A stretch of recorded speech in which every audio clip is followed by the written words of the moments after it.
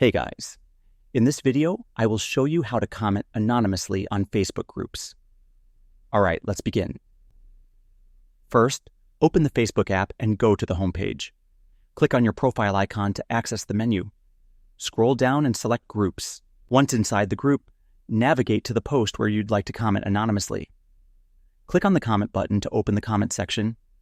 Type your comment in the text box. You'll notice your profile picture next to the comment section. Click on your profile picture or the small icon next to it. This will give you the option to comment as an anonymous participant. Select Anonymous Participant. A window will pop up explaining that while your comment will appear anonymous to group members, group admins will still be able to see your name and profile. Click Got It to confirm and proceed. Your comment will now be ready to post with Anonymous Participant displayed instead of your name. Hit send, and your comment will be posted anonymously. And that's it. So that's basically how you can comment anonymously on Facebook groups. And that's it for this video.